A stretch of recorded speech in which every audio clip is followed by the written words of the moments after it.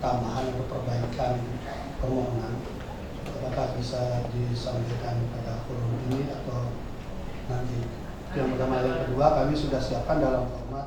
Hakim Pra-Peradilan PN Denpasar, Agus Ahyudi, SH, MH, yang dipercaya menyidangkan permohonan pra-peradilan atas penetapan tersangka Rektor Universitas Udayana, Profesor Dr. I. Nyoman Gede Antara, Magister Teknik Sistem. Dalam kasus dugaan korupsi dana sumbangan pengembangan institusi, terpaksa menunda sidang, Senin tanggal 10 April tahun 2023.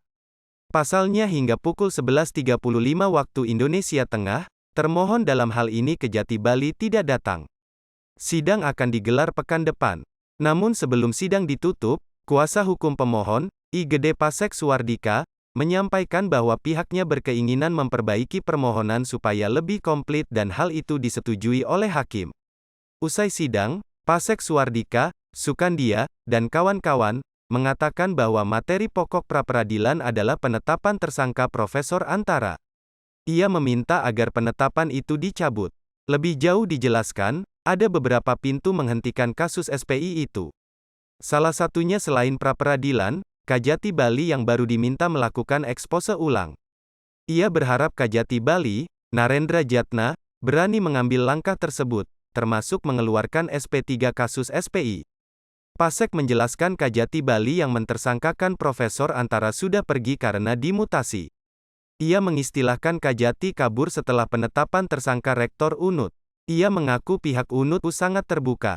Kami berharap agar status tersangka ini bisa dicabut, dinyatakan batal, dengan argumentasi hukum yang sudah kita ajukan dalam permohonan. Tentu ada dua pintu sebenarnya. Ada pintu yang lain yaitu kasus ini dihentikan. Saya kira itu bisa juga. Jadi misalnya Pak Kajati baru nih Pak Kajatinya mempelajari hasil ekspos ulang, kemudian menganggap ini belum begitu relevan, bisa saja dengan mekanisme pemberhentian perkara dengan SP3. Jadi tidak perlu kita ada sidang. Itu juga bisa.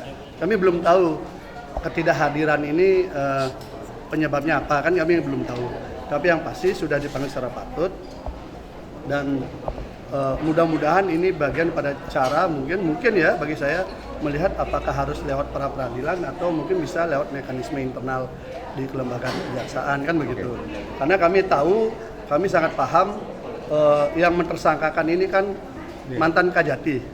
Kajatinya yang mentersangkakan ini sudah pergi. Jadi beliau ini pergi tanggal 9 SK-nya, tanggal 8 Pak Rektor ditersangkakan.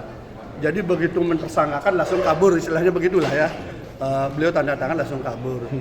Kemudian masuk Pak Kajati baru yang kami lihat jauh lebih terukur di dalam proses penanganan perkaranya. Maka kami tentu terbuka ya, karena kan ini UNUD juga kan lembaga milik negara juga kan gitu.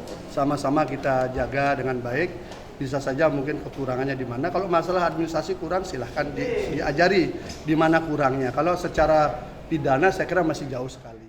Sebelumnya, Rektor UNUD yang telah ditetapkan sebagai tersangka oleh Pitsus Kejati Bali, dalam kasus dugaan korupsi dana SPI seleksi penerimaan mahasiswa baru Universitas Udayana pada jalur mandiri tahun akademik 2018-2019 dan 2022-2023 atau dari tahun 2018 sampai 2022, akhirnya menempuh jalur hukum pra-peradilan. Pra-peradilan sudah diajukan Profesor Antara ke PN Denpasar, melalui kuasa hukumnya, Komang Nila Atnyani. Jubir PN Denpasar, Gede Putra Astawa dan Iwayan Suwarta, Jumat, tanggal 31 Maret tahun 2023 membenarkan adanya upaya hukum itu dengan termohon Kejati Bali, yang telah menetapkannya sebagai tersangka. Berkas sudah teregistrasi dengan nomor perkara pra-peradilan nomor 7, PIT, PRA, 2023, PNDPS atas nama pemohon Profesor Dr. I. Nyoman Gede Antara, Magister Teknik Sistem. Dengan termohon Kejaksaan Tinggi Bali, hakim yang ditunjuk yakni Waka PN Denpasar, Agus Ahyudi, SH, MH, dan jadwal sidang pertama akan dilakukan Senin tanggal 10 April tahun 2023. Miasa, Dika, Didit Bali Pos.